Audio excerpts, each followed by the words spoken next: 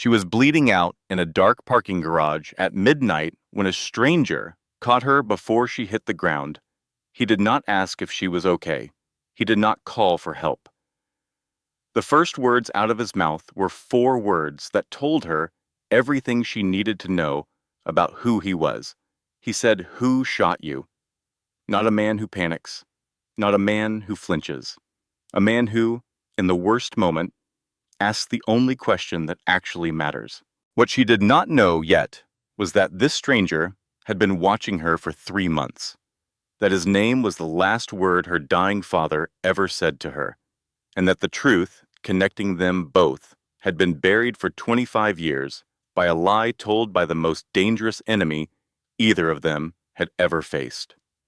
Stay with me, because by the end of this story, you will understand why the most powerful thing a person can do is refuse to be afraid of the truth. This channel exists because some people are born to lead, and the lessons that shape real power are never taught in any classroom.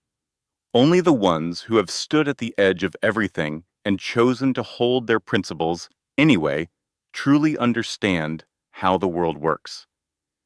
This is not a channel about crime. This is a channel about mindset, about courage, and about the hidden architecture of real authority. This story will teach you something most people spend their whole lives never learning: that the person you were raised to distrust is sometimes the only one who will ever tell you the truth. That real strength is not the absence of fear. It is the decision to act precisely because you are afraid. And that loyalty, the deep kind, the kind worth having, is never purchased. It is built slowly through consistency and honesty across time. If that is the kind of story that stays with you, hit the like button right now. Drop your city in the comments so I know where you are watching from, and subscribe to this channel because there are more stories like this one coming, and you do not want to miss them. The last thing my adoptive father told me to bourgeois that I was never truly his to keep. He said it quietly, the way a man confesses to a priest. Eyes forward, not looking at me, like the words had been stored for 30 years waiting for a way out.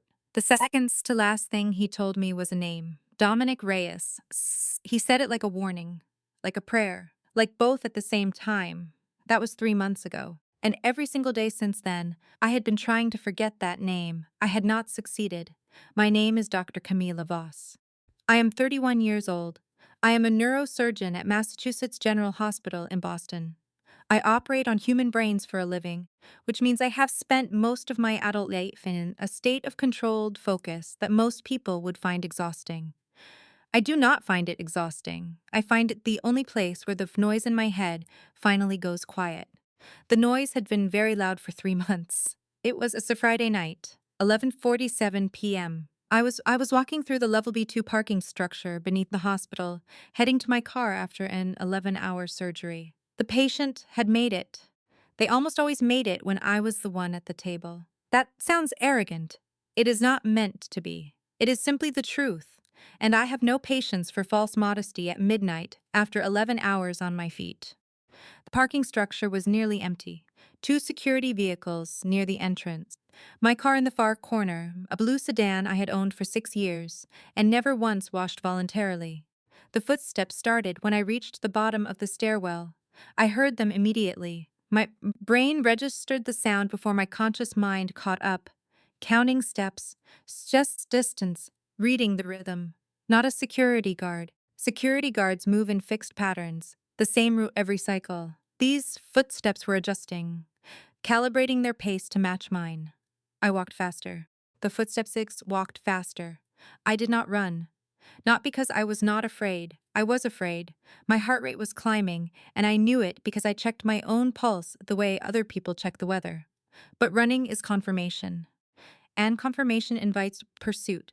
Instead, I angled left, away from my car, toward the security camera mounted above the stairwell door on the east wall. The bullet arrived before I heard the gun. It entered my left shoulder, high and lateral, not my heart, not my spine, not my lung. I catalogs this in roughly half a second, the way a surgeon catalogs everything, with clinical precision that kicks in before emotion gets a vote. The pain had not arrived yet. Adrenaline came first. Always comes first. I staggered forward. My right hand grabbed a concrete pillar. My legs were making different decisions than the rest of me. And then I was falling. Hands caught me before I hit the ground. Not gentle hands, strong ones.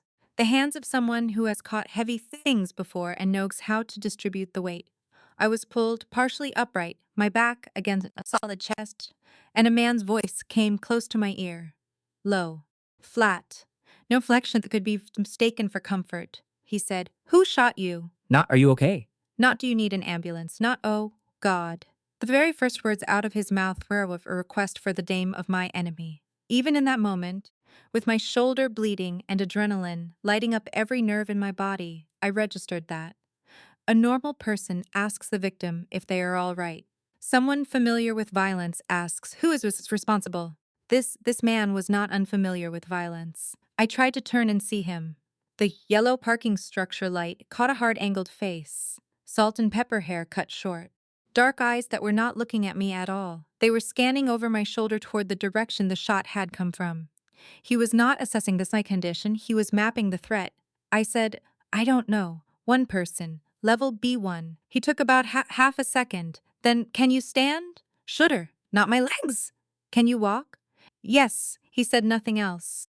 His arm came around my back. My arm went over his shoulder. And we moved. Not running. Walking fast, but not running, because running draws attention, and this was clearly someone who understood that. We reached a black SUV parked near the exit ramp. He opened the back door. I got in. He got behind the wheel. The engine was running before I had my door fully closed. I said, "Who are you?" He said, "Dominic Reyes." The inside of the car went very quiet. Or maybe that was just the inside of my head. I had been trying to forget that name for 3 months, and now here it was, sitting in the driver's seat, taking me somewhere I did not yet know. I pressed my right hand against my left shoulder and looked out the window at the Boston streets moving past. I said, "I know that name," he said. "I know you do." Neither of us said anything else until we reached Chestnut Hill. The house was not what I expected. I had spent 3 months building a picture of Dominic Lee Grazes in my mind from the things my adoptive father said and the things I had found on the internet at 3 in the morning. I had expected something that announces itself, something with a gate and cameras, the particular kind of coldness that money uses to keep the world at a distance. What I got was a 3-story Georgian house on a quiet street with large old trees in the front yard and lights on. It looked like a house where someone actually lived. A woman opened the door before we reached the front steps. Late 50s. Silver hair pulled back. She looked at my shoulders with a confident glance, the kind that a doctor gives, or a person who has seen injuries before and to triage quickly. She said, East Wing room. I'll get the medical kit." Her name was Elena. I learned that later. I said, "I need small gauge forceps, sterile gauze, betadine, lidocaine if you have it, and a good light source." Elena paused for one beat. Then she said, "The kit has all of that." I said, "Good." Dominic stood in the doorway of the room while Elena set up the light. He looked at me. I was already opening the kit with my right hand, checking instruments. He said, "You can remove it yourself?" I said, "This is my profession." A pause. "What is your profession?" Nurse or surgeon. I found the forceps I needed, tested the angle of the light. The human is more difficult than a shoulder. He did not say anything to that, but I felt the quality of his attention shift. He had been watching me the way a man watches a potential problem. Now he was watching me watch as a success something they did not expect. That was fine. I had work to do. The bullet came out in about 9 minutes. The lidocaine did its job. My right hand did not shake. It never shakes during a procedure. That is the one thing I have always been able to count on about myself, even when everything else feels uncertain. Whatever is happening in my head, my hands remain steady. Elena helped bandage the shoulder. Then she brought coffee shoe to the kitchen without asking anyone if they wanted it. And somehow that was exactly right. It was nearly 2 in the morning when Dominic sat down across from me at the kitchen table. He said, My name is Dominic Reyes. Do you know that name?" I looked at him. I thought about the 3 months, the late nights, the open laptop, the name that kept surfaces no matter how many times I tried to push it back down. I said, yes. He nodded once, and I know yours. Dr. Camila Vuse, neurosurgeon, Massachusetts General. A pause. And I know you didn't hear my name from a newspaper, for I said, my adoptive father mentioned you before he died, 3 months ago. Something moved in his expression. Very small. Robert Voss passed away? Cancer, September. What did he tell you about me? I wrapped both hands around the coffee cup. It was warm, and I needed something warm right then, though I would not have admitted it. Enough to know that the road from me to you is not a straight line.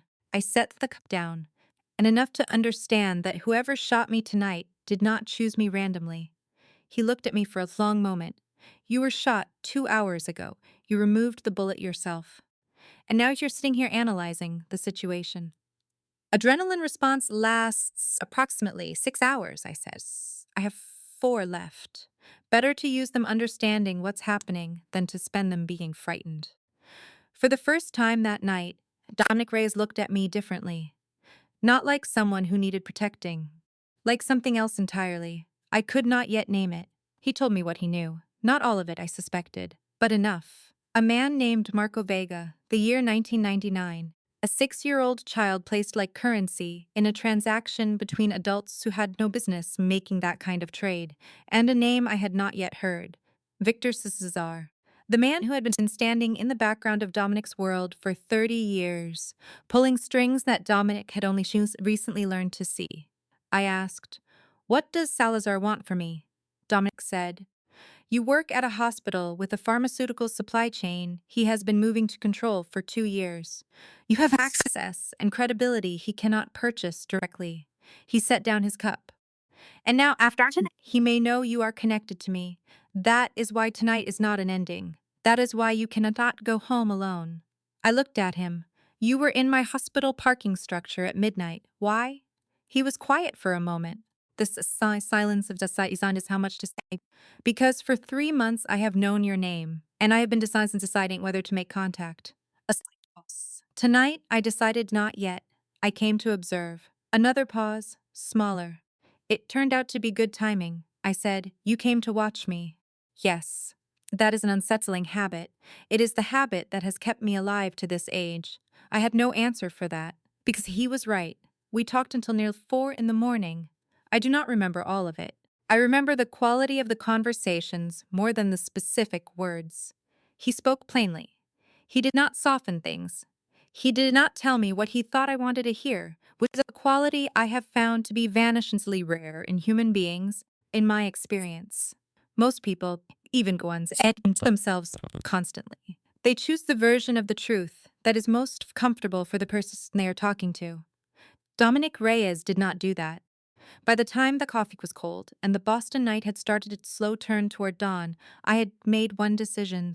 I would not go home until I understood what I was going home to. He showed me the East Wing guest room, large, clean, simply furnished.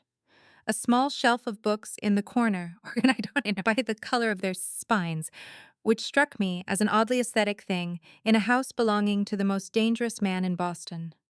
I sat on the edge of the bed in the quiet and thought about my left shoulder and the bullet that had been in it 2 hours ago, and the name I had been trying to forget for 3 months, and the man sitting somewhere in this house who had been watching me from a park structure because he had not yet decided whether to make contact. I did not sleep for a long time. But when I finally did, I slept more deeply than I had in 3 months. I woke up at 7 in the morning to the smell of coffee. For a moment, I did not know where I was. Then my shoulder reminded me, with the particular persistence that injuries use to announce themselves the morning after. Left shoulder. High and lateral.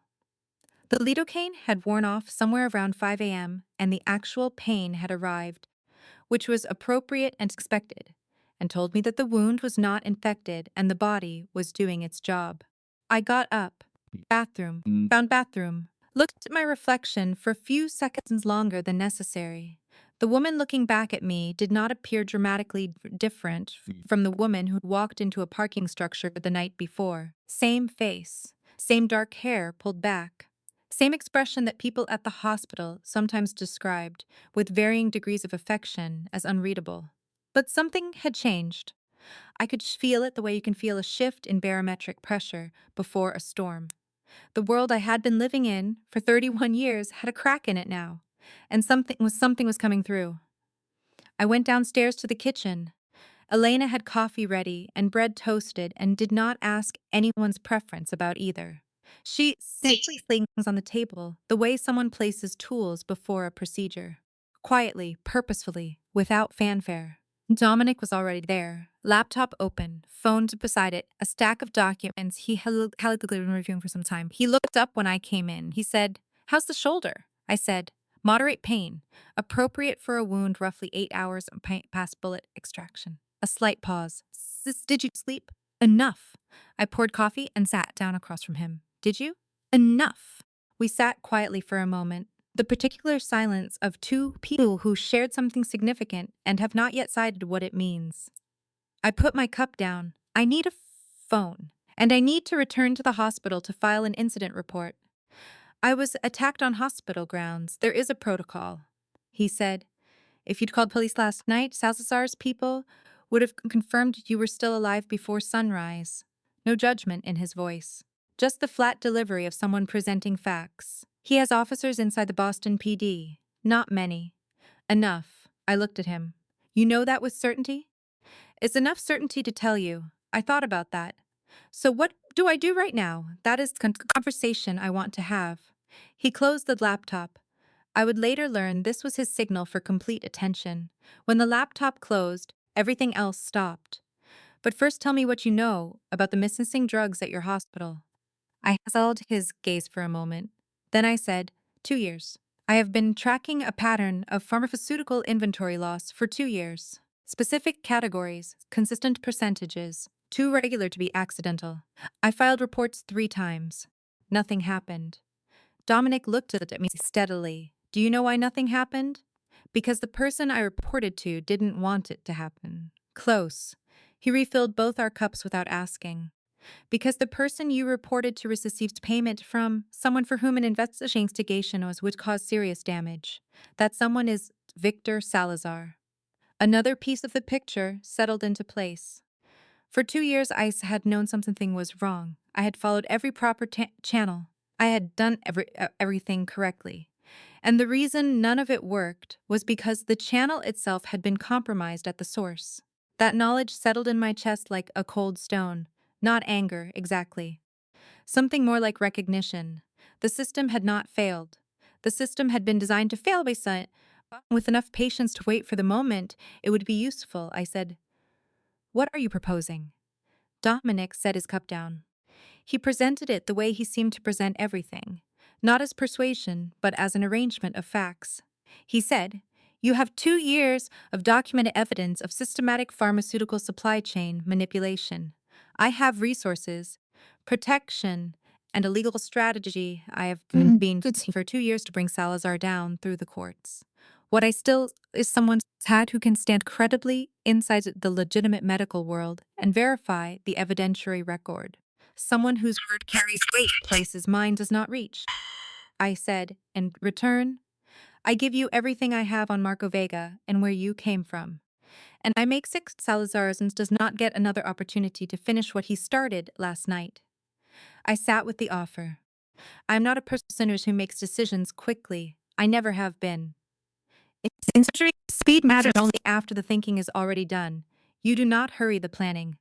You are precise about the planning so that the execution can move without hesitation. So I mapped it out. Risk of refusing. Salazar had already targeted me. He knew my name before last night. He would not stop. Risk of agreeing. I would be working alongside someone who operated outside the law. Whatever his personal code, Dominic Reyes was not a law-abiding citizen. But there was a third factor, one I could not dismiss. In the entire conversation since the parking structure, this man had not lied to me. I knew this the way I know a patient's blood pressure from across the room. It was not analysis exactly, it was recognition. The small gap between what people think and then what they say, The half second of calibration before a carefully constructed answer. The micro adjustments in breath and posture that autist people don't make because they don't need to. None of that was present in Dominic Regis. He said what he knew. He said it plainly. He did not shape it for my comfort. That kind of discipline is rare enough to build something on. I said, I have conditions. He said, I'm listening. 1. My hospital schedule does not change. My patients are not moved. My shifts are not adjusted. The hospital comes first. I paused. 2. Anything I do for you, I do because I have decided it is the right thing to do. Not because I am afraid. Not because I owe you anything. The day I stop believing it is right, I stop. No negotiation. Another pause. 3. You tell me the truth, not the version optimized for my comfort, all of it.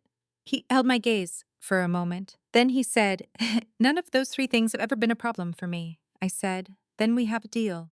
We were still at the kitchen table when Rafe came in at 9. He was 29 years old, and he walked into rooms the way certain people do, as if the room was already waiting for him and just hadn't been told yet. He had the same dark coloring as Dominic, but something looser in the way he held himself. Something that suggested he had made a deliberate choice, somewhere along the way, to never look like he was trying too hard at anything. He saw me. He saw the bandage visible at my collar. He looked at Dominic. Then he looked back at me with an expression that was half curiosity and half something else I could not immediately name. He said, Huh, he actually brought someone home. Dominic said, Raphael, I'm only observing. Rafe dropped into the empty chair and extended a hand across the table. Raphael Reyes, the only person in this house who knows how to laugh. Everyone calls me Rafe. I shook his hand.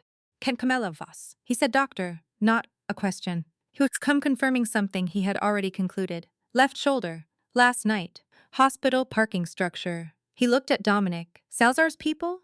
Dominic said likely. Rafe nodded as if this was unremarkable. Then he looked at me with that particular quality of attention that I recognized as real observation beneath the casual surface. He said, You're not scared, I said. I am scared. Adrenaline response lasts about 6 hours. I'm past that now. The fear is running on normal human voltage at this point. Rafe stared at me for a moment. Then he looked at Dominic. Something passed across his expression quickly, like a thought surfacing and submerging before it became a word. I caught it. I did not yet understand it, but I noted it. The way I note everything. I went back to the hospital that afternoon, not to file a police report. Dominic had been clear about that, and I had decided, with the precise logic I apply to everything, that his information is about Faba, Nancy's PD, was more reliable than my confidence in the system. Instead, I went to check on my patients, to confirm my surgical schedule for the following week, and to retrieve certain files from my office that I had begun to see in a new context. 2 years of documented pharmaceutical inventory discrepancies. 3 reports filed and quietly buried. A pattern so consistent it could not be accidental. I sat in my office with the files spread on my desk and looked at them the way you look at a tumor on an imaging scan after you have the patient's full history. Suddenly, the picture is not about the tumor anymore. It is about everything the tumor has been affecting that you could not see from a single angle. Victor Salazar had been moving through the legitimate medical world for years, using people and systems and the kind of institutional trust that is very easy to exploit, precisely because it is so rarely questioned. And nobody had caught him, because nobody had been looking from far enough outside the system to see the whole shape of it. I packed the files in my bag. On my way out of the hospital, I passed through the lobby and noticed, through the glass frontage, a black SUV parked on the street outside. I could not see the driver clearly through the tinted windows, but I knew who it was. He had said he came to I suspected he had not stopped. I walked out through the lobby doors and did not look at the SUV. Instead, I got into his cab and told the driver to take me back to Chestnut Hill, and I sat in the back seat with my files in my lap and the cold October air coming through the slightly open window. And I thought about the name Dominic Ace and how 3 months of trying to forget it had brought me. In the end, directly to the man himself. Some things you cannot outrun by not running toward them. Apparently, I was going to have to walk through this instead. The first 2 weeks settled into a rhythm that I had not anticipated. I went to the hospital 4 days a week. I performed surgeries, saw patients, wrote reports, attended department meetings, drank too much bad coffee from the third floor machine because the good coffee on the fifth floor required a keycard I kept forgetting for to bring. I was Dr. Camille Savas, neurosurgeon, attending physician, person of some reputation in her field. 2 or 3 days a week, I went to Atlantic Supplies in South Boston. From the outside, it looked like a mid-sized medical logistics company. Clean offices, professional staff, the kind of place that processes invoices, agents use the inventory, and produces exactly the kind of paper trail that health department auditors find reassuringly boring. From the inside, it was something else. Not dramatically so. There were no threatening-looking men in corners, no obvious signs of the world I had read about in the small hours of the morning 3 months ago. What there was, instead, was a quality of attention. Everyone in that building moved as if they understood that carelessness had a cost. Conversations happened in rooms with closed doors. Information was distributed, precisely, on a need-to-know basis, without anyone having to announce that this was the operating principle. Dominic ran it with some way more to run everything, quietly, from the center, with a minimum of visible effort that I quickly understood was the result of maximum invisible preparation. I sat in on my first staff meeting at the end of my first week there. 8 people around a conference table. Dominic at one end, not because his chair was larger or his nameplate was prominent, but because the room simply organized itself in his direction. He said perhaps 15 sentences in 40 minutes. Every one of them was a question. Precise, calibrated, designed not to extract a specific answer, but to cause the person being asked to speak more clearly and completely than they had intended. I recognized the technique. I used something similar with patients who described their symptoms in ways designed to minimize EJs rather than reveal. When the room emptied, he turned to me. You analyze everyone in that room. I said habit. What did you see? I considered not answering. Then decided honesty was the only currency worth spending in this particular room. I said, the third person on the list left is concealing a supply problem. Not 1 week delayed as he stated, more like 3 to 4 weeks. He reported partial truth to protect his position. Dominic nodded once, the nod of hearing confirmation rather than information. Correct. I already knew. I wanted to see whether you would. I looked at him. You were evaluating me. Tests have right and wrong answers, he said. Evaluation tells me who you are. I did not say anything to that. But I filed it.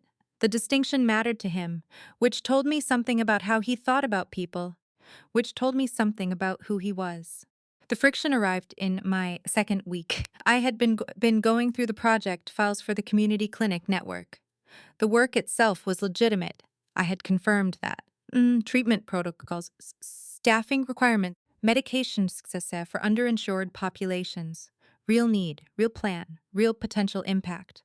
But buried in the supply chain structure, I found something that made me stop. A routing mechanism using a pharmaceutical redistribution loophole under Massachusetts regulation. Drugs with less than 12 months to expiration, pulled from hospital excess inventory before they could be discarded, rerouted to nonprofit clinics without standard DEA clearance. Technically lawful, the regulatory gap was real and documented, but the hospitals those drugs were coming from included Massachusetts General. I closed the file. I sat for a moment. Then I picked the file and walked down the hall to Dominic's office. He looked up when I came in. I set the file onto his desk and opened it to the relevant page. I said, "Explain this!" He did not look at the page. He looked at me. Which part concerns you? The part where your supply sources pharmaceutical inventory from my hospital through a mechanism designed to avoid standard audit protocols. He said, that is not an accurate description. Then give me an accurate one. He set down his pen, and he told me, directly and without softening, exactly what the mechanism was and exactly why it existed. Drugs that would otherwise be destroyed. Communities that needed them. A legal gap that he had located and utilized because it produced the outcome wanted, which was getting medication to people who could not otherwise access it. When he finished, he said, "Every system has edges, Dr. Voss. I work the edges. I don't break the middle." I looked at him for a moment. Then I said, "That is the most elegant justification for a gray area I have ever heard." Something moved in his expression, very small. Coming from a surgeon, I'll take that as a compliment. And something happened in my face that I caught almost in time. Almost. The corner of my mouth. He saw it. I could tell by the way his expression did not change at all, which was its own kind of change. I said, "I want this component replaced with something ambiguous in 60 days." He said, "60 days is sufficient. No negotiation, no pushback, no attempt to explain why my concern was overblown. The request was reasonable, and so he agreed, simply and directly, and that was the end of it. I walked back to my office and stood in the doorway for a moment. The man operated in the world's gray areas. But he did not argue when someone pointed them out. He corrected them. I was not sure what to do with that. The evenings were something I had not planned for. I was not living at Dominic's house. I had been clear about that from the beginning. I had my apartment in Back Bay. I had my things. I had the specific kind of solitude I had spent years building, the kind that feels like a choice rather than a default. But twice that first week, I ended up staying late at the South Boston offices, and both times Dominic suggested, in his flat, practical way, that the drive back to Back Bay at that hour was unnecessarily complicated, and both times I found I did disagree enough to argue. The third evening, we were in the kitchen at 11 p.m. It had become a pattern without either of us naming it.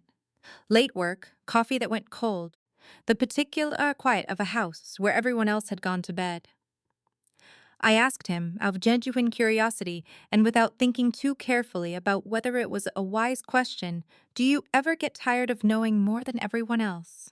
He said, "I don't know more than everyone else's. I ask better questions than most people." I said, "What's the question you can't answer?" He was quiet for longer than usual. Then, in a voice that was quieter than the voice he used for everything else, he said, "Whether the things I've done were worth what I lost." I did not respond. There was no honest response could give that would not have been hollow. I just nodded. The nod of someone who hears and understands, not someone who has a resolution to offer. We sat there until almost 1 in the morning. It was not a dramatic conversation. It was not even a particularly long one. But it was the moment I understood something about Dominic Reyes that the internet searches at 3 a.m. had not been able to tell me. He was not a man who had chosen to be what he was because he lacked the imagination to be something else. He was a man who had made specific choices under specific pressures and had spent 25 years living with the precise weight of them. That weight was real. I could see it. I recognized it the way you recognize a symptom in someone who has been carrying a condition so long they no longer know what it feels like to be without it. I went home that night and lay in my own bed looking at my own ceiling and thought about what it costs a person to keep three rules intact for 25 years in a world that actively punishes people for having rules. I thought about it for a long time. 3 in on a Tuesday afternoon, Victor Salazar walked into Massachusetts General Hospital. He came as a philanthropist. That was his chosen presentation. A concerned family member with resources, interested in placing Lisa relative into my treatment program, accompanied by an interest in making a significant donation to the department. My department's head's assistant sent me a brief note. Mr. Salazar had specifically requested Dr. Voss. I've received the note in my office and sat with it for 30 seconds and sent. Then I went to the small conference room where he was waiting. He was 58 years old, and he had the look of a man who had spent his life ensuring that nothing about his appearance gave anything away. Expensive suit, cut precisely enough to communicate wealth, but not flashy enough to communicate it loudly. Silver hair, neat. An easy, practiced smile that arrived exactly as the social convention required it and departed just as punctually. He stood when I entered, extended a hand. "Dr. Voss, thank you for making time." I shook his hand, sat down. "Tell me about your family member," he began talking. Described symptoms, expressed appropriate concern, maintained the right degree of emotional investment for someone genuinely worried about a person they loved. He was very good, but here is what I do for a living. I sit across from people who are telling me the version of their health they wish were true, instead of the version that actually is. I have done this thousands of times, and I have learned through those thousands of hours to read the difference between what a person is saying and what their body lies is simultaneously communicating. His eyes did not move like someone asking for help. They moved like a scanner. Face first, then hands, then a quick check of the corner positions in the room. A man cataloging exits and angles is not a man worrying about his niece. He described her symptoms with clinical precision, too precise. The messy emotional specificity of genuine worry was absent. Real family members describe symptoms incorrectly. They conflate timelines, they remember things wrong, they use non-medical language with touching inaccuracy. Salazar's description was textbook accurate and utterly unconvincing. This was not a man asking for help. This was a man gathering information about me. When he left, after the appropriate length of conversation and promises of follow-up, I sat in the conference room for 30 seconds. Then I took out my phone and called Dominic. This was the first time I called him. Not because he called me, not because of a logistical necessity, because I wanted him to know before he asked, and because I had already started thinking of him as someone whose awareness of certain situations should not be delayed. He picked up on the second ring. I said, Victor Salazar just visited my hospital. He presented as a potential donor with a family member in need of treatment. He is neither. He came to assess me directly. A pause. Where are you right now? I told him. He said, stay in the building. He arrived in 18 minutes, the fastest I had ever seen him move. We met in the same conference room. I described the visit from beginning to end, precisely and sequentially, the way I would present a patient case. When I reached the detail about his right hand, I said third finger, right hand. Customs and signet ring, worn edge on the setting. He has been wearing it for at least 15 years. Dominic stopped. He looked at you with something I had not seen such his expression before. Not evaluation, recognition. He said, you noticed the ring. I said, I notice everything. It is what I do. He looked at me for a moment longer than the observation strictly required. Then he said, he came to confirm, not to recruit. He knows you are connected to me. The question is how much he knows, I said. He knows my name specifically enough to request me by name through my department head. That suggests more than coincidence. Yes. Dominic stood and moved to the window. The late afternoon light caught the angles of his face in a way that made him look briefly older than his years. Salazar does not act on incomplete information. If he came here, it means he believes he understands something about your situation and wants to verify it. I said, what does he think he understands? That's what I'm working out.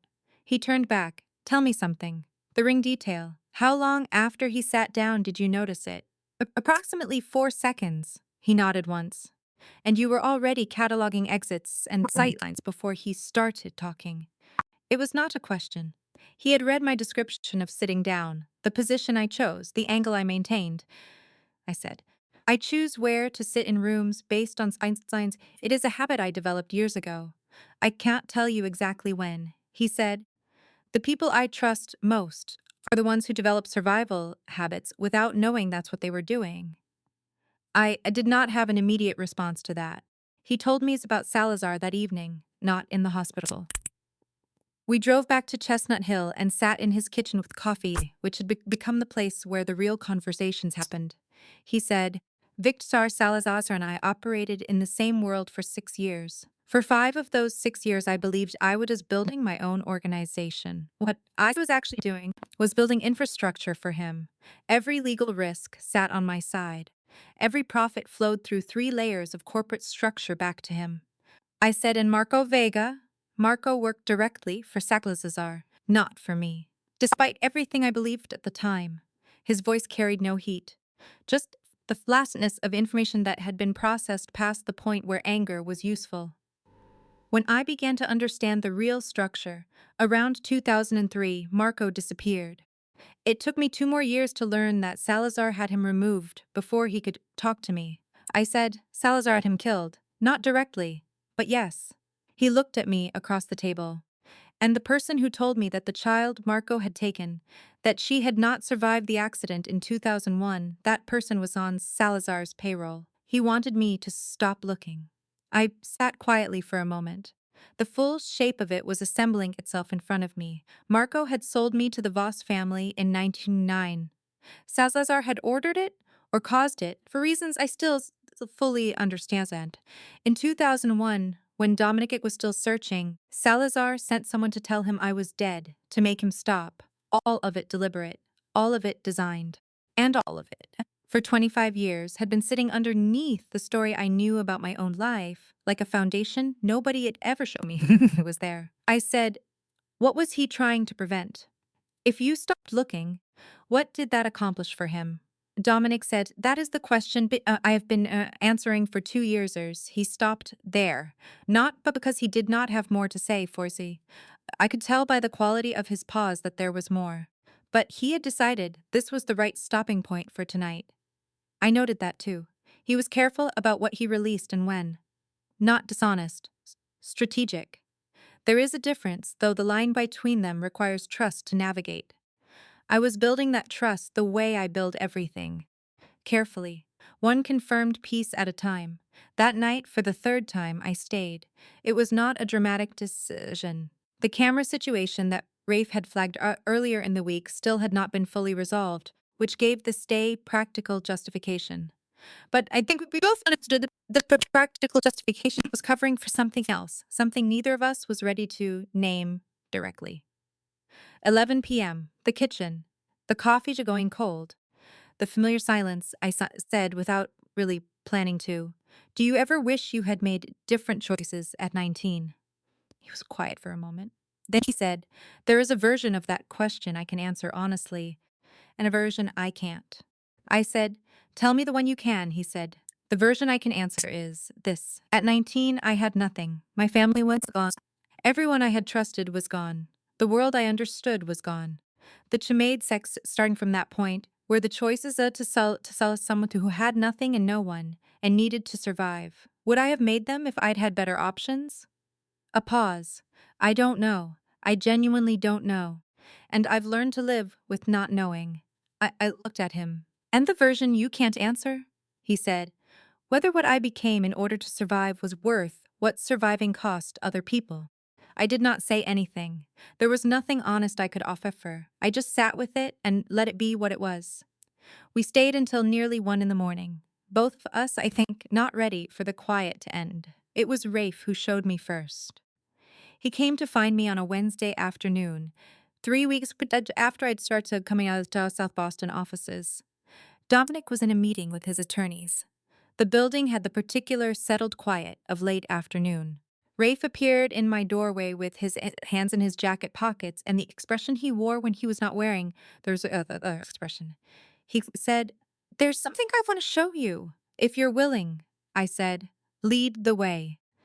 He took me downstairs to the basement archive room. I had passed the door before, but never gone in. It was organized with the same precision as everything else in that building. Shelves from floor to ceiling, labeled boxes sorted by year and category. The kind of system that spoke of someone who trusted documentation more than memory. At the far end, a small fireproof cabinet, separate from the rest. Rafe opened it with a combination he knew by heart. He took out a small box, plain, no label, set it on the table between us. Inside was a photograph. Old. The colors had softened the way colors in old photographs do, but the image was clear. A child, roughly 2 or 3 years old. Thick dark hair, dark eyes. A stripe of ice cream on one cheek. Laughing at whoever was holding the camera. There was also a small bracelet, gold, the kind made for an infant's wrist. Rafe said, he has kept this for 25 years. Every year, on one specific day, he goes completely unreachable. No calls, no meetings, no explanations, and Ellen, why? I know why. Nobody asks, because that is the only unspoken rule in this house. He paused. He believes this little girl died in an accident in 2001. I am starting to not be certain that's true. I looked at the photograph, looked at the child in it. There was a pressure in my chest that was different from anything I had felt before. Not pain, not motion, exactly. The atmospheric kind. The kind that comes before a storm when the barometric pressure changes and your body knows something is coming before your mind has caught up. Rafe said, "Because you have his eyes, Dr. Voss." And nobody in this house has had the courage to say it out loud. I stood there for a moment longer. Then I carefully put the photograph back in the box. I said, "Thank you for telling me." I went back upstairs, closed my office door, sat down, looked at my own hands in the late afternoon light. I am a physician. I do not draw conclusions from single data points. I do not diagnose from a single symptom, no matter how compelling. I needed evidence, real, measurable, confirmable evidence. Because the man in this building had been carrying grief about Chuzzled for 25 years, and I was not going to walk into his office with a theory and cause damage that could not be repaired if the theory was wrong. I opened my laptop, opened the hospital laboratory scheduling system, and began building an order form under an anonymous research code. 2 weeks passed. I submitted my own sample through normal channels as logged under a research designation that would not attract attention. Dominic's sample was more indirect, collected from a coffee cup he left on the conference table after a meeting, bagged and labeled the way I would label any biological specimen. I did not second guess the ethics of this. The ethics extorted once as I had the truth. During those 2 weeks, I continued everything normally. Hospital 4 days a week. South Boston offices 2 or 3 days. The work on the community clinic project was genuinely absorbing. I was building treatment protocols for populations I had wanted to reach since medical school and never had the infrastructure to access. But underneath all of it, like every time I sat across from Dominic, there was a question I was not saying. I noticed different things about him during those 2 weeks. The way he listened, genuinely listened, the way very few people do. The way he never talked about himself without a reason for doing so. The way Elena occasionally let something slip, half a sentence about a difficult period and then a stop, as if she had remembered mid-word that this was private territory. And the most telling thing, he never once asked me about my origins, despite the fact that my origins were the entire reason he had made contact. He had all the curiosity in the world, and he directed none of it at me directly, as if he had decided that whatever I needed to find, I should find at my own pace, in my own way. That is the kind of patience you cannot fake. You either have it or you do not. Then Nora called. It was a Thursday evening. I was on my way home from the hospital, in my car on the expressway, windows slightly down, because the October air had turned crisp enough to be worth breathing. Nora's voice was careful. She said, "Cam, I need to see you, not over the phone." We met at the coffee shop near the hospital. Nora was already there when I arrived, holding her latte in both hands in the way she does when she is processing something difficult. She told me without preamble. Someone had approached her at the hospital 2 days ago, introduced himself as a medical researcher, asked about my schedule, my habits, the exits I used, who contacted me regularly outside of work. He offered money, enough money to matter. She had refused, immediately and completely. And then she had spent 2 days deciding whether to tell me, which she explained apologetically was because she had not wanted to frighten me. I looked at her across the table. I said, "You did exactly right, thank you." She said, "Cam, what is going on?" I said, "I cannot tell you everything right now, but I need you to do something for me. For the next few weeks, vary your route home. Do not do late shifts alone. Tell me immediately if this happens again." She looked at me with the expression she sometimes uses when she thinks I am being a surgeon about something that requires a human person. She said, "You are not going to tell me anything else, are you?" I said, "Not yet. I'm sorry." She nodded, looked into her latte. Then she said, "You're scared, aren't you? Like actually scared, not doctor scared." I thought about that honestly. I said, "Yes, but I know what I'm dealing with, and I know it's being handled. That's not nothing." Nora said, "Is that man, the one I keep seeing outside the hospital in the black SUV?" I looked at her. She said, "He's been there in the mornings for about 2 weeks. I thought at first it was a patient family member. But he's there too consistently for that. Don't worry about him." She gave me a look that suggested she would very much continue to worry about him, but she let it go. I called Dominic from the parking outside of the coffee shop. He answered on the first ring. I told him about Nora's conversation, concisely, every detail I had. He said, "Where are you right now?" I told him. He said, "I'm in your hospital parking lot. I've been here since this morning." I stopped walking. I said, "You've been there since this morning, and you didn't tell me?" He said, "You would have told me to go." I stood there in the October air, keys in my hand, and did not have an answer. Because he was right. I would have told him to go, and I would have been wrong. I said, "Come get me." He came, Friday evening. The laboratory results were due. I was in my car in the hospital parking structure, about to drive home, when my phone showed the notification. Research file update. Anonymous code. The results had been processed. I sat there, engine off, phone in my hand. I had performed thousands of surgeries. I had stood at tables for 12, 14, 16 hours. I had delivered diagnoses that destroyed people's understanding of their own futures. None of it had ever made my hands shake. I opened the email. I read the results. The parking structure around me was completely still.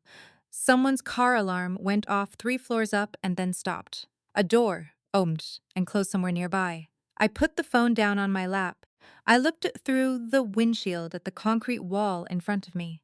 Then I looked toward the direction of the South Boston offices, toward the building where Dominic Reyes was, almost certainly still working at this hour, because in the 3 weeks I had known him, I had never once seen him stop working before 10 p.m.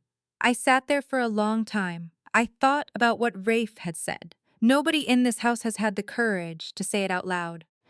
I thought about 25 years, about a man who had looked for 2 years and then been told to stop looking because there was nothing left to look for.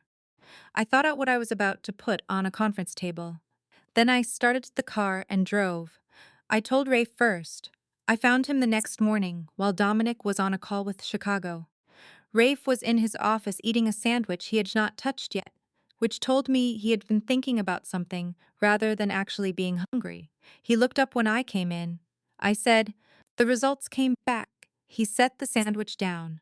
I said, "Positive." Rafe was quiet. He turned in his chair and looked at the window instead of at me, and I watched his shoulders drop about an inch as he sat there. Not defeat. The physical release of someone who has been carrying attention for a long time and just set it down. He said, without turning back, "Some years he won't hey her name. Not once. But every year on the same day he's just gone. Available to no one. Explained to no one. It is the only unspoken rule in this house. I've known for 20 years what that day is. I've never once acknowledged it to him." I said, "Did he ever stop looking for her?" Rafe said, "He looked for 20 years, stopped 3 years ago because someone told him she hadn't made it." A pause. That person worked for Salazar. The full shape of it completed itself. Rafe turned back and looked at me directly. "When he finds out, he'll find out 2 things at the same time: that you're alive, and that he was deliberately lied to in order to make him snatching. Those aren't going to arrive one after the other. They'll hit us simultaneously. I'm telling you so it doesn't catch you off guard." I nodded. Then I asked, "How long have you known him?" He said, 29 years, my whole life." A small, quiet smile, not quite happy. "He is the only person who has never once made me feel like a second family afterthought." I looked at him. "At the particular kind of loyalty that does not announce itself. The kind built from the accumulation of small consistent acts over decades." I said, "I'm going to tell him tonight." Rafe said, "I know. And for what it's worth is the right thing. Whatever comes next, this is the right thing." Saturday evening. I had been thinking about how to do it all day. There is no training for this. No protocol, no evidence-based guideline, no published literature I could consult. There is guidance for how to deliver a terminal diagnosis. There is guidance for how to inform a family that a surgery was unsuccessful. There is nothing in any medical literature about how to return to a person the 25 years they spent grieving. I had the result printed on a single sheet of paper. Plain paper, the hospital letterhead removed, just the data and the conclusion. I folded it once, put it in my jacket pocket. Dominic was in his study. Desk lamp. A stack of documents he had been working through with the patient systematic focus he brought to everything. Elena had brought tea earlier and left the door half open. The house was quiet. I walked in, stood in front of his desk, took the folded paper from my pocket, and placed it on the surface in front of him. I said nothing. He looked up at me. He read my face before he read the paper, the way someone reads an expression when sense what is coming. Then he looked down. He unfolded it, leaned in to read it, and I watched the moment he understood what it was. He set it back down, looked at me, then looked at the paper again, this time reading every word, slowly, completely. Dominic Reyes, who had not shown weakness to anyone in 25 years, who had built an empire and buried a grief and kept 3 rules intact in a world that punished people for having rules. He covered his face with both hands. 1 second, just 1 second. Then he lowered them. His eyes were wet, but his expression was steady. When he spoke, his voice was the same voice it always was. He said, "How long have you known?" I said, 48 hours. Why did you wait? I said, because I needed to be certain, and because I did not know how to give someone back something they had spent 25 years grieving. He looked at me for a long moment.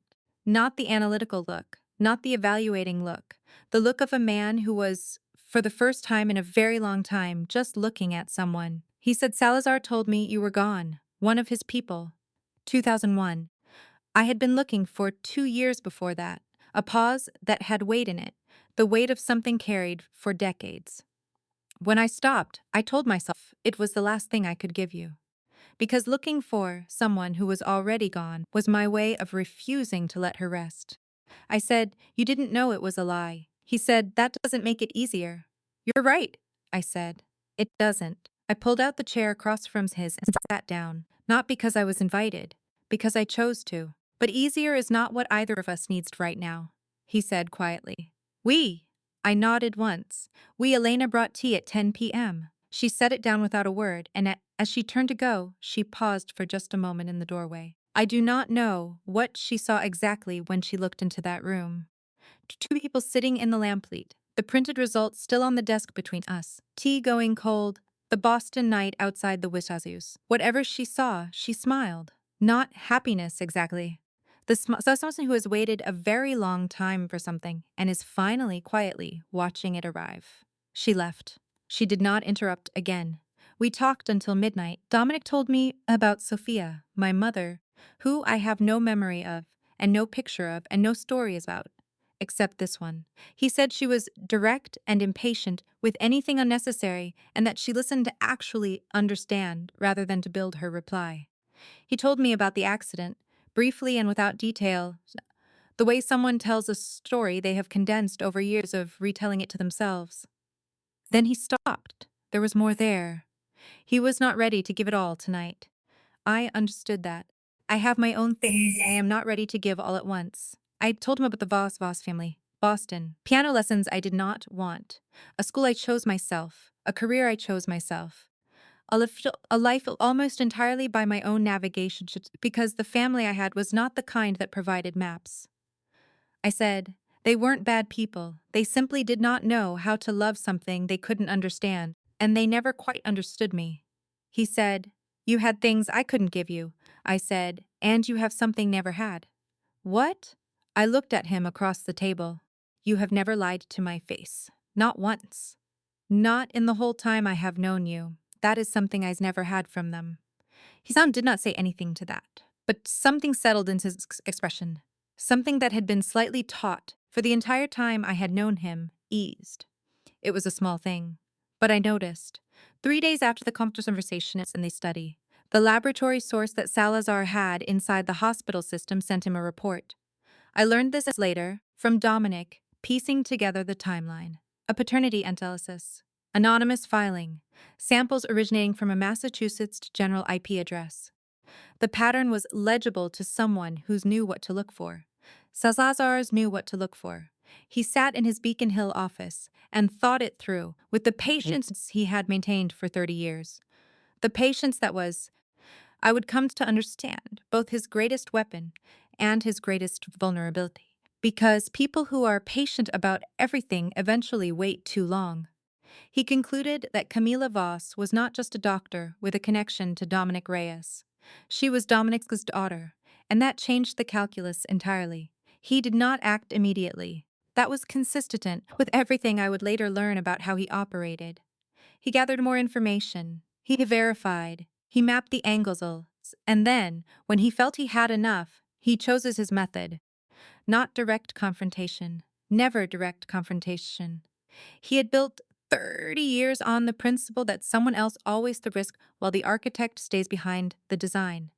He needed me to move voluntarily, and the surest way to make me move was through someone I cared about.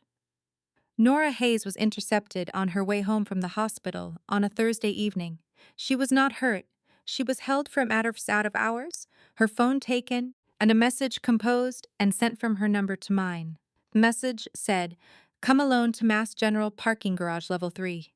Don't tell Reyes, or I don't go home tonight." I was at the South Boston offices when the message arrived. I read it once, set the phone down on my desk, picked it up and read it again. Then I began thinking. It was a trap, that was certain. Victor Salazar did not personally involve himself in operations. He sent people. He staged situations. He created the conditions under which others made decisions he had already anticipated. This message was designed to produce one of two outcomes. Either I came alone and gave Salazar leverage over me directly, or I told Dominic. Dominic responded with force, and Salazar used that response in a way I had not yet mapped. Either way, Nora was genuinely in danger. That was not staged.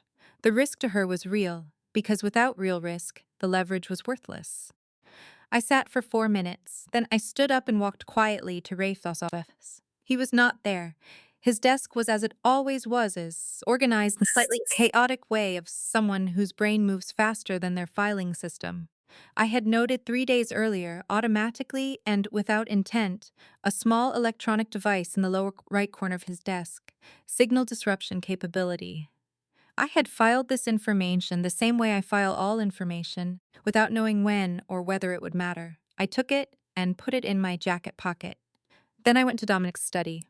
He was reading, as always. So I had a single sheet of paper in my hand, the printed DNA result, the copy I had kept. I flipped it over and wrote on the back with the pen from his desk. I wrote, "I found you.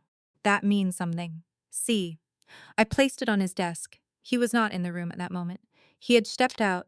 I could hear him on the phone down the hall. I left before he came back. The parking structure. Level 3, 10:17 p.m. The yellow overhead lights. The particular smell of concrete and exhaust and stale water that never entirely leaves a basement parking structure, regardless of how often it is cleaned. Salazar was standing beside a black town car near the center of the level. Two men, one on each side of a position slightly behind him. Nora was between those men. Not bound, not visibly hurt, but absolutely unable to simply walk away. Her eyes found me immediately when I came through the stairwell door. The expression on her face was the most specific kind of relief I have ever seen, the relief of someone who was not certain till you would come and is deeply grateful to be wrong. I walked toward them at a measured pace. Salazar said, "Dr. Voss? Thank you for coming." I said, "My friend leaves right now." He said, "After we've talked." I said, "No. Right now. You don't need her anymore. You have me here." He looked at me for a moment with the assessing quality that I recognized from the hospital conference room. Then he nodded to the man nearest Nora. Nora was released. She moved toward me. I made contact with her shoulder for 1 second, my right hand, the briefest touch. Enough to communicate what needed to be communicated without a word. Walk straight, don't run. Out through the main exit. Normal pace. She understood. She always understood Nora. It was one of the things I had always valued most about her. She went. I watched her reach the far end of the level and turn the corner. Then I looked back at Salazar. He began speaking. He described what he wanted. He used measured language, the language of a negotiation rather than a threat, which was its own kind of threat because it suggested he believed this was a conversation he would win. I listened, and I reens while I listened. The fear was there, not the jagged fear of someone who has lost control, the deep structural fear of someone who has been managing a threat for a long time and is running out of methods. He had not come here himself because he was confident. It had come because everything else he had tried had not worked. I said, "You're afraid of him." He paused. Then, with a kind of honesty that surprised me, he said, I am afraid of what he becomes when he has nothing left to lose. I said, then you should know that he is not the one with nothing left to lose right now. I put my hand in my jacket pocket and pressed the activation switch on Rafe's device. The signal died in a 30-meter radius. Phones, cameras, everything. The stairwell door opened at the far end of the level. Dominic walked it alone. Elena had read the note. I learned later it took her approximately 35 seconds after finding it to call him. He had been pulling out of the driveway while she was still reading the words aloud. He walked without hurry. No visible weapon. No escort. Nothing about him that announced urgency except the fact that he was here, which was announcement enough. He and Salazar looked at each other across the yellow-lit concrete. I stood between them, not as a hostage, not as a prop, as the person who had set the signal device and made sure Nora was out before the conversation began. The person who had understood from the Moffat recess arrived that was not about tonight. This was the end of something that had been building for a very long time. 3 seconds of silence. Then Dominic spoke. He did not raise his voice. That was the first thing. He spoke to Victor Salazar in the same quiet, directed way he spoke to everyone, and that evenness, in this particular concrete parking level at 10:30 at night, was more effective than any threat could have been. It said, I have already won. I am only here to explain how. He said, Victor, you've had 30 years. Long enough to build, long enough to disappear inside your own structures, long enough to believe I didn't have the patience for a long game. He walked forward, unhurried, stopping about 10 feet from where Salazar stood. You were wrong about the patience, Salazar said. You have nothing that touches me. Dominic said, the pharmaceutical supply chain documentation from 2009 to the present.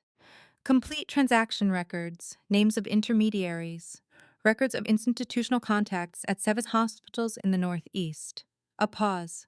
The recording of your visit to Massachusetts General Hospital 3 weeks ago, conducted using hospital equipment, which is lawful under a Massachusetts state recording statute, when recorded on licensed medical premises.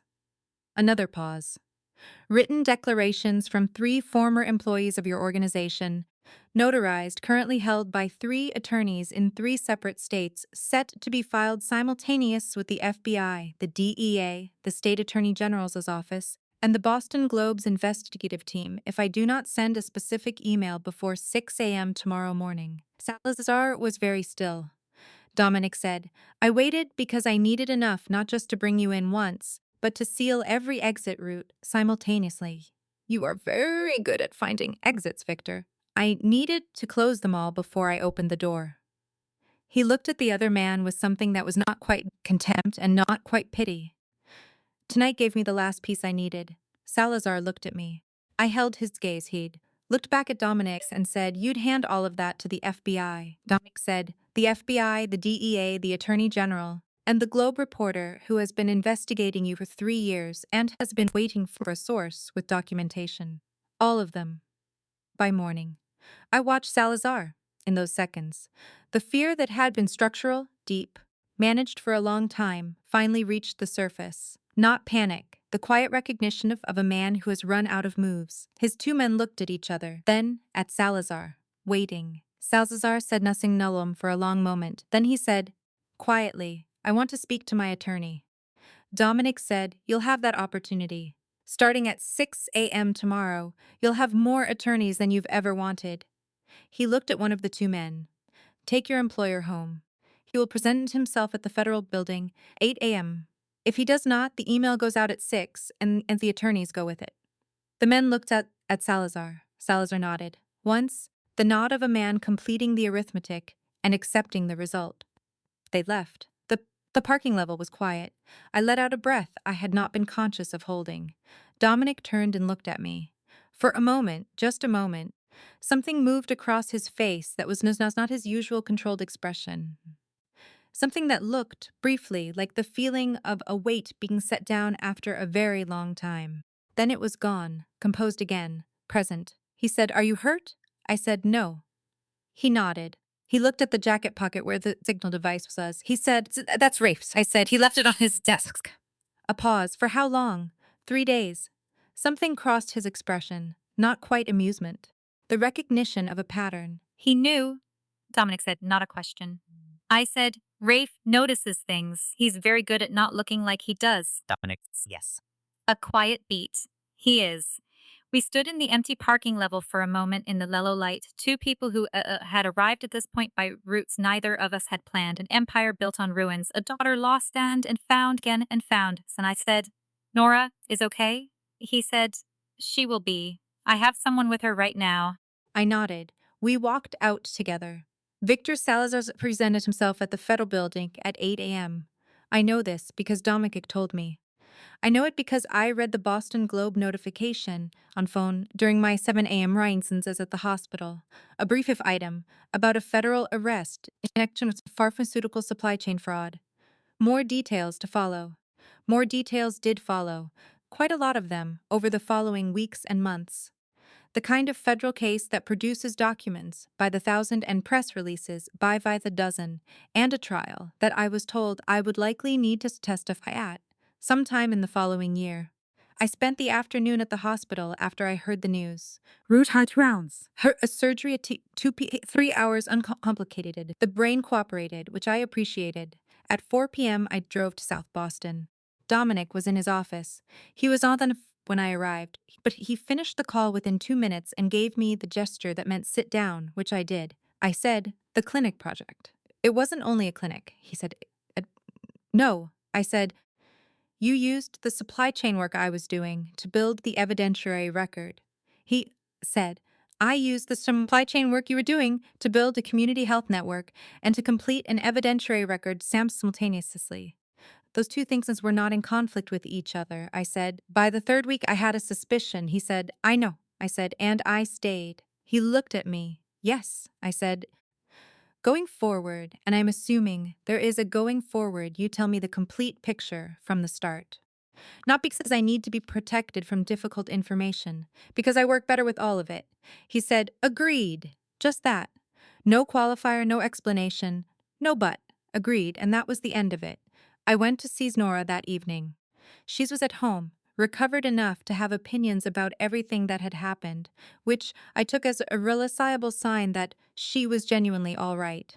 She had tea made when I arrived, and the expression of someone who had been waiting patiently to have a very specific conversation. We sat across from each other at her kitchen table. She said, tell me everything, in order, starting from the night you came in with the shoulder wound. I said, I didn't come in with a shoulder wound. I treated it myself. She said, Cam. I said, I know. I told her everything. Not the operational details, not the specific documentation or the legal strategy, but the real story, the ailing father, the confession, the name, the parking structure, and the voice in the dark asking the question that told me everything about who he was. The 2 months of building something along sand man I had been taught to fear, and discovering that the fear was not entirely wrong, but was also not the complete picture. And then at the end, the part I had been figuring out how to say, I said, Dominic Reyes is my biological father. Nora set down her cup. She was quiet for 5 full seconds. I counted them. Then she said, Camila. I said, I know. She said, the man who has been standing outside our hospital every morning for 2 months. I said, my father? Yes, she said. Is your father? I said, the DNA was definitive. She looked at me for a long moment. Then she said, he's objectively very... She stopped. No, he's your father. Completely inappropriate. I'm stopping immediately. I looked at her. Thank you, she said. Are you okay? Actually okay. Not Dr. Okay. I looked at my hand at her kitchen table. The left shoulder had healed well. 6 weeks and it barely registered anymore. The other things that had happened were harder to quantify recovery timelines for. I said, I don't know yet. But this is the first time I haven't known something, and haven't afraid of not knowing it. Nora reached across the table and put her hand open. She did not say anything for a moment. She just sat there. Then she said, okay. Start from the beginning again, and this time don't leave anything out. And I did. 6 weeks later, the October cold had settled properly over Boston. The kind of cold that makes the city feel like itself in a way that the warmer months don't quite achieve. I had my coat back from the dry cleaner. I had bought New coffee from the good place near the hospital. I was sleeping well, which I had not been doing reliably for the better part of a year. My left shoulder had healed completely. The physical therapist at the hospital had told me I had done everything right in the immediate treatment, which she delivered with the particular combination of professional approval and mild horror that characterizes her feedback on self performed medical procedures. The Salazar case was moving through the federal system at the pace that federal cases move. My attorneys had been in touch with the DOJ. My testimony would likely be needed. I had already provided 3 hours of deposition. The community clinic project was fully operational. 2 locations, Roxbury and South Boston, 2 days a week each.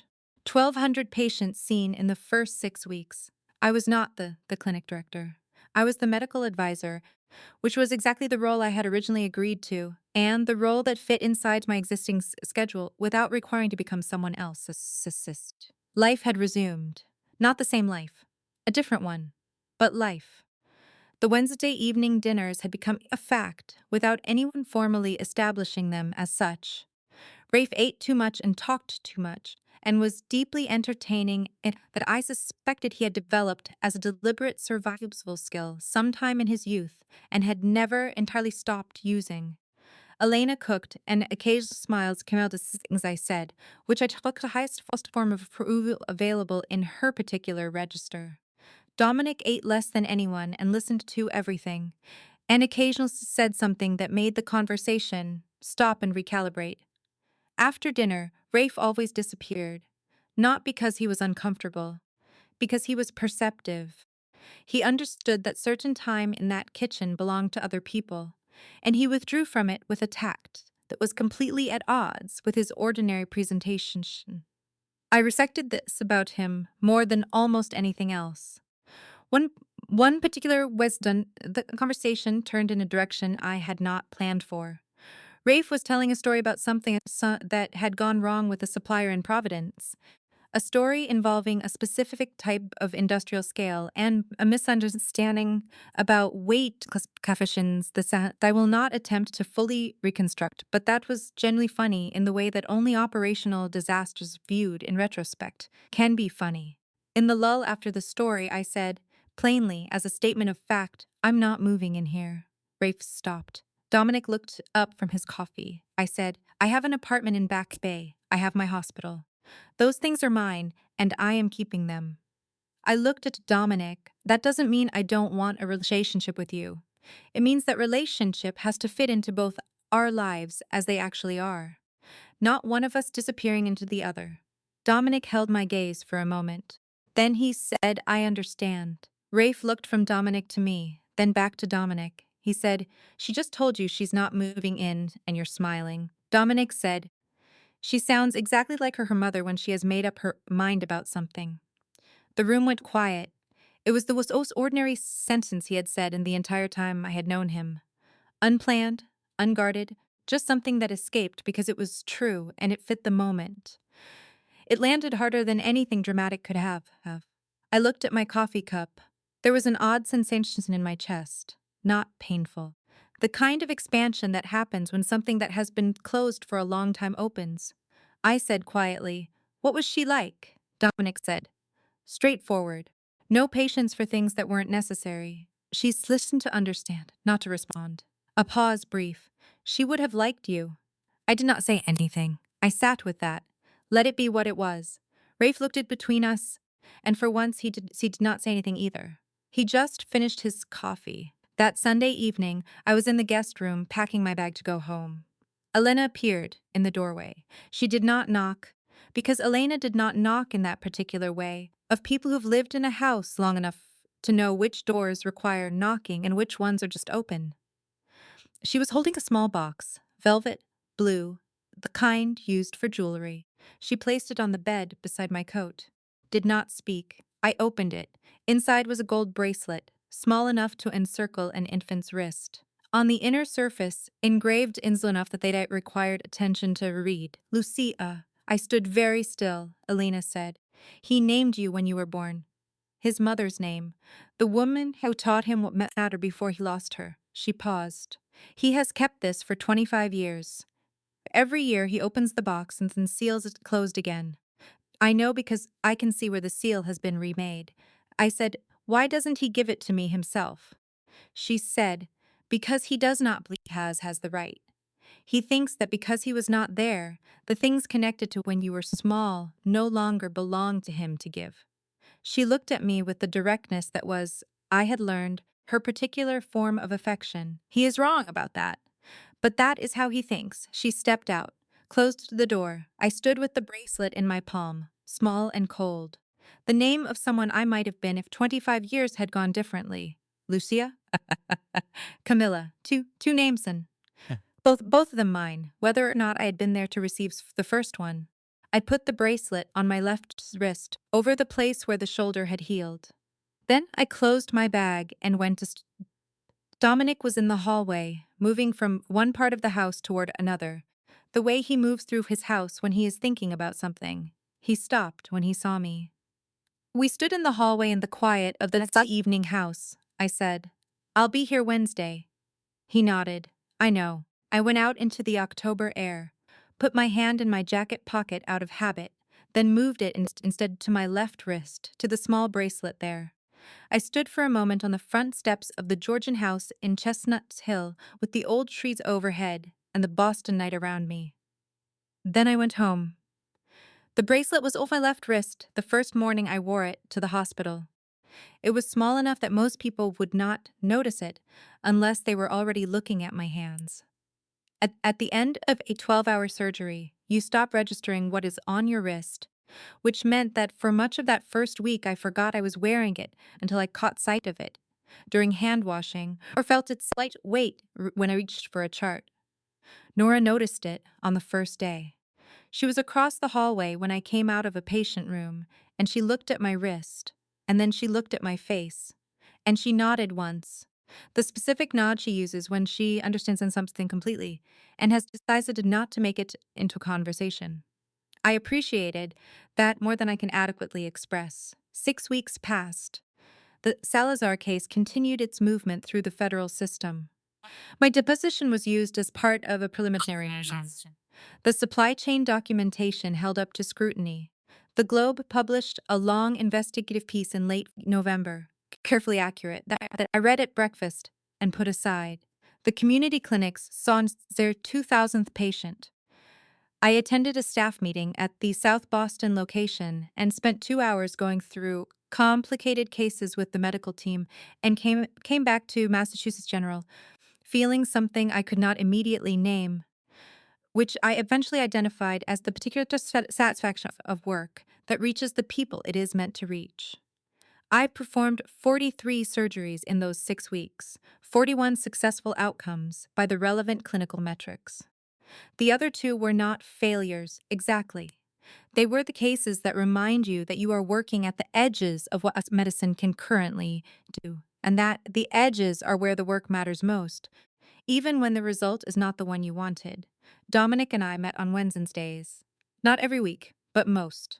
Sometimes I stayed after dinner, and we sat in the kink with coffee going cold, and we talked. He told me more about Sophia, in pieces when the pieces came naturally. I told him more about my years in medical school, about the specific exhaustion and strange beauty of that period of life, about the hospital and the cases that stayed with me, and the ones that didn't. We were learning each other, slowly and with some awkwardness, and with the particular patience that both of us, in our different ways, had developed for difficult things. Neither of us was fluent in this language yet, but we were both trying. Rafe, as always, made it easier than it might have been. Not by smoothing things over, but by simply seeing presence in the uncomplicated way he had of being present, occupying a room, without demanding that the room acknowledge him, contributing observations that were frequently more perceptive than they appeared, and always were useful as they seemed then. Elena set a cup at my usual place on Wednesdays evenings without being asked. This had become, for reasons I could not fully articulate, one of the things I thought about on the days between. And then there was this, the last Wednesday evening of that stretch, which was also the last Wednesday in November. which was also the particular kind of cold Boston evening where the windows steam slightly at the edges and the kitchen is warm in a way that feels specific and earned. Rafe left at 8:30, as he always did, his coat and his easy goodnight and the quiet close of the front door. Elena turned down most of the lights, left the one above the kitchen table, warm yellow, the kind of light that softens things. Dominic and I sat across from each other, 2 cups of coffee. Mine was already cooler than optimal. I had checked it absently, without thinking, old habit. The silence was the comfortable kind, not empty, not requiring anything from either of us. I looked at him. He was looking at his hands, thinking about something. The light was gentler on his face than the light in the office. This was I had come to understand. What he looked like when he had forgotten to keep his expression calibrated.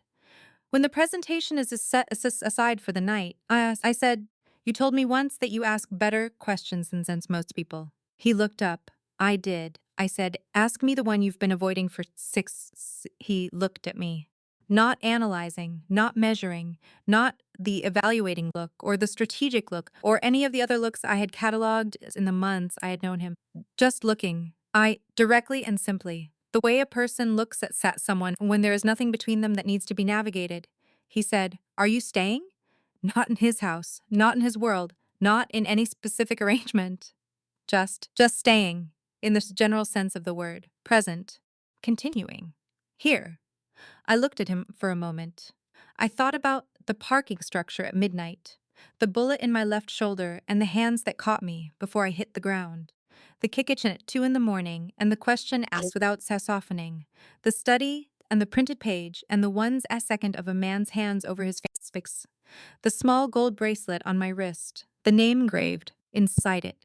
I thought about what it costs a person to keep 3 rules intact for 25 years in a world that punishes Bill for having rules. I thought about what it means to find something you had stopped letting yourself look for. I said, "I'm not going anywhere." He nodded once, not a large gesture, not a performance. The nod of a man who has received something important and has chosen to hold it quietly. I picked up my coffee cup. It was cold. I made a face, briefly, without intending to. He saw it. He stood, took my cup, poured the cold coffee down the drain, refilled it from the carafe that Elena always left on the burner. Warm. He placed it back in front of me and sat down. No words for that. There did not need to be. Outside the windows of the Chestnut Hill kitchen, Boston was doing what Boston does in November. Cold and particular and oddly beautiful if you knew how to look at it. The city I had grown up in and trained in and built my life in without ever quite feeling that I fully belonged to it. I belonged somewhere now. That was a strange and quiet and completely certain thing. People always ask me when surgery is truly successful. I always give the same answer. A surgery is successful when the patient walks out and does not need me anymore. Real success is not the extraordinary moment. It is the moment the person in front of you is strong enough to continue on their own. I walked into this story with a bullet in my left shoulder and a name I had been trying to forget for 3 months. I walked out with a gold bracelet on my wrist and a standing Wednesday evening that no one had formally named, but everyone in that house understood. You do not find the missing piece and become a different person. You become a more complete version of yourself. Lucia and Camila are not 2 people. They are 2 parts of one person. Someone who had to travel far enough to understand what she had been missing, and who found eventually the road that led back. The most disingenuous man in Boston spent 25 years building a world where no could chat him. He forgot that the only thing capable of breaching every wall he had constructed was not a weapon, not power, not an enemy. It was someone who simply refused to be afraid of what she found on the other side. What I found on the other side, not a hero and not a monster. It was a man who kept 3 promises to himself across 20 trams in a world that actively discourages promises. Never use violence against someone who is not armed. Never leave a debt unpaid. Never lie to someone's face. In the world he lived in, those rules were not easy to keep. He kept them. That is not the DNA. That is not the history. That is not the truth that arrived 25 years late, though all of those things are part of it. That is what brings me back to that kitchen table every Wednesday. Some things are worth the years it takes to find them. This was one of them. Thank you for staying with this story all the way to the end. That matters more than any number. This story is not really about the underworld or the danger or the architecture of a criminal empire, though all of those things are in it. It is about something much simpler and much more difficult. It is about the difference between who we are and who we choose to become, and about the fact that those two things, however far apart they may be, can find each other if we are patient enough and honest enough and brave enough to keep looking. The most dangerous person in any room is the one who tells you the truth. Find those people. Hold on to them. Tell me where you're watching from. Tell me which part of this story's stayed with you. More stories like this one are coming. Don't go anywhere. The story you are about to read is entirely fictional. While it may draw inspiration from universal human experiences, it does not depict real people or actual events. Any perceived parallels are coincidental and should not be interpreted as deliberate representations. Before you close this out, I want to take 3 minutes and talk about what this story was actually about. Because it was never really about the bullet. It was never about the criminal empire or the pharmaceutical supply chain, or even the man who controlled half of Boston's underworld from a quiet house in Chestnut Hill. Those things were the frame.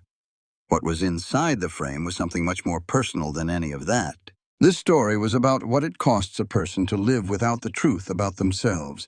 Camilla Voss had everything. The career, the reputation, the kind of competence that other people admire from a distance. But she ate dinner alone every night, looking out a window at a city she had lived in for 31 years and still somehow felt separate from. That feeling had a reason. It always does. We do not feel incomplete by accident. We feel incomplete because something real is actually missing. The lesson here is not that she found her biological father. The lesson is what she did when she found the truth. She did not collapse. She did not run. She sat down across from a man she had been taught to fear. She evaluated the situation with clear eyes. She stated her conditions out loud, and she chose to stay. Not because she had no choice. Because she decided the truth was worth walking toward, even when walking toward it was dangerous. That takes a particular kind of courage that nobody talks about enough. It is not the loud kind of courage. It is the quiet kind. The kind that shows up not in dramatic moments, but in the ordinary decision to keep going when stopping would be easier. And Dominic, a man who built an empire on 3 rules and never broke them once. Not because the rules were easy to keep. Because he had decided, at 19 years old with nothing left, that the one thing he would not negotiate was his word, his honesty, his consistency. In a world that rewards flexibility with survival, he chose to be inflexible about the things that mattered most. That is the real lesson this story carries. Strength is not what you accumulate. It is what you refuse to compromise. Trust is not given. It is built slowly, through showing up the same way every single time, in easy moments and hard ones alike. And belonging, real belonging, is not something you inherit or purchase. It is something 2 people build together, one honest conversation at a time, across the kitchen table, with the coffee going cold and nothing left to prove. Take that with you. It is worth more than anything else in this story.